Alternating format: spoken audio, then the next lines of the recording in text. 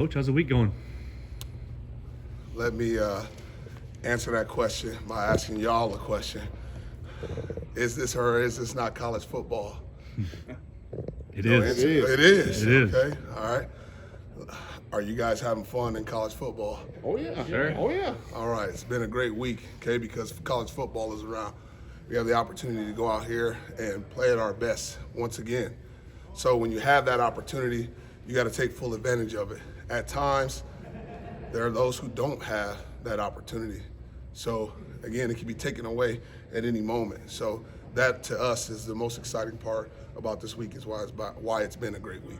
With Kendrick and Kobe being out, obviously you've been in a situation where you got to play maybe the fifth guy, the sixth guy, a little bit more. How's the depth looked? The depth has looked great. We expect whoever's in the game to go out there and perform at the highest level that they're possible. Okay, Coach always talks about first be your best, then you'll be first. Okay, so there ain't no depth chart issues. I mean, it's be your best. And when you're out there and you're at your best, I know what your best is, and what you're capable of, and they know. So we expect them to be at their best. That message you just gave us, is that what you're giving your players too this week? In regards to? Well, just how you started this about college football and being excited about it. Is that what you're telling the players? Well, there's no doubt about it. I mean, you get to play in a great environment up in Knoxville and against a great opponent. So where else would you want to be? I don't understand people that don't want to play great opponents every single week. I mean, that's what this is all about. That's what gets your heart rate up. That's where you're most alive, when you play against great opponents each and every week. And we have a great one this week. So this is what you come to Alabama for. You don't come to Alabama to play some of the teams that are not ranked high. I mean, you come to play against in these great games and put your ability on display against another great team with great ability as well. So this is what it's all about. So I wouldn't want to be anywhere else. Have you noticed teams maybe trying to shade towards or to cover extra on Ryan and put extra attention on him? And how have you guys kind of maybe adapted to that? No, I haven't noticed that to this point.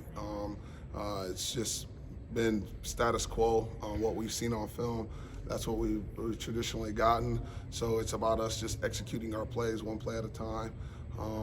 We have ways to move them around and things of that nature to try to eliminate some of those things and whatnot if that were to be the case. But at this point, no, I haven't seen that, nor would I expect to see that, just because, true freshman, he can't be that smart. I mean, he can't know everything. So at some point you hit a wall as a freshman, and some of that production tends to go down. So I wouldn't double him.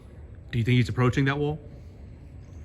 That's not for me to answer. I don't know. I'm just saying he right now is playing at a high level. He graded out one of his highest games actually this past game in our room. So obviously that takes in consideration just his effort, obviously knowing what he's supposed to do, and his technique and how he's technical and what he's doing. So he graded out to one of the highest levels this past week.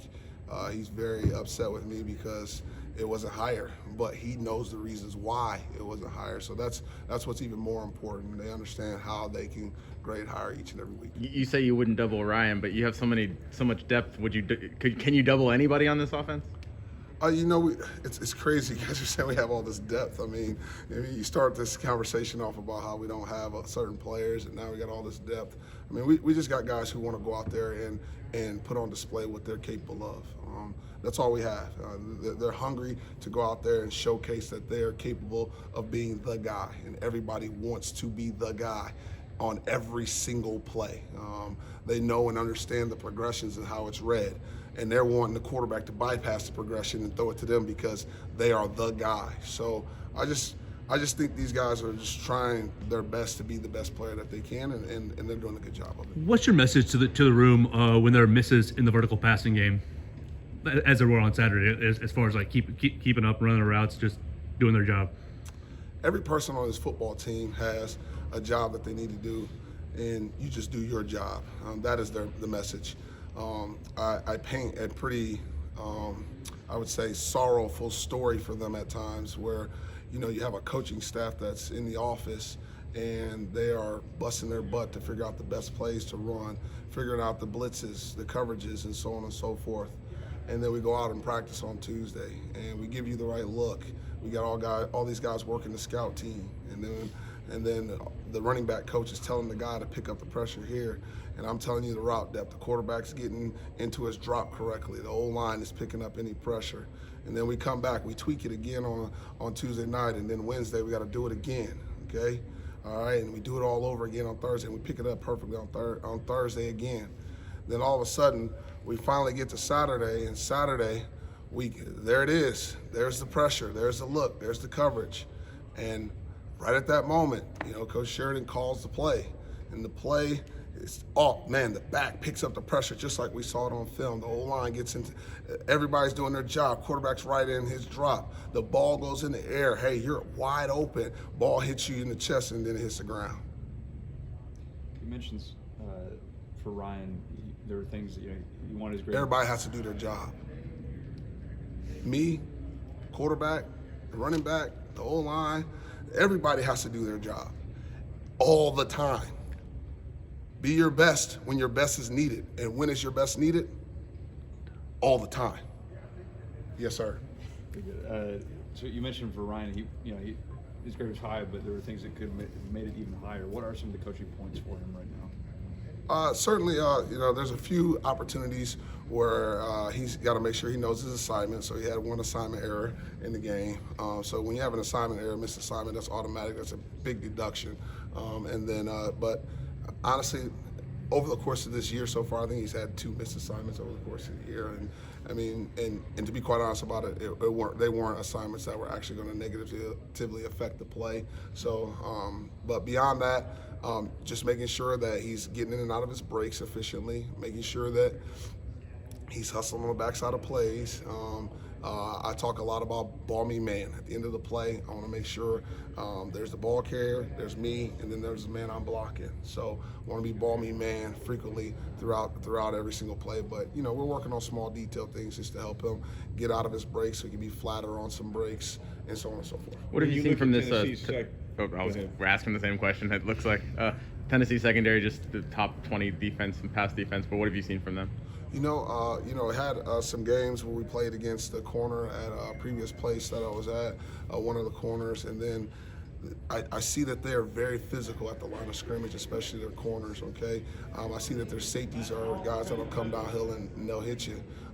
I see that they do a variety of things in their coverage, okay? They're gonna roll and play cover 2 to the field and cloud the field and so on and so forth. They're gonna play some 3 boundary where they're gonna bring the safety down into the boundary and so on and so forth. So these guys do a lot of different things, and we just gotta be prepared to be able to recognize what they're doing at a very high level. How does the crowd noise affect communication with receivers on the other side?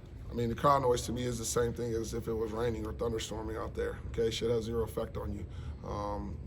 The defense has to adjust to the crowd noise, just like we have to adjust to the crowd noise. So we got to do our job the way that we're supposed to do it, regardless of the environment. The environment should not affect us as an offense, and if it does, then we're not clearly focused on doing our job. Just to follow up on that, there was a penalty last week with Jeremy being called for being covered up. Is it fair to pin that on him, or is that more of a communication issue with other guys? That's completely on me. I got to do a better job of just communicating to those guys where I want them to be at on any particular play, and making sure that we are aligned exactly how we want them aligned. Thanks, Coach. Thank you, Coach.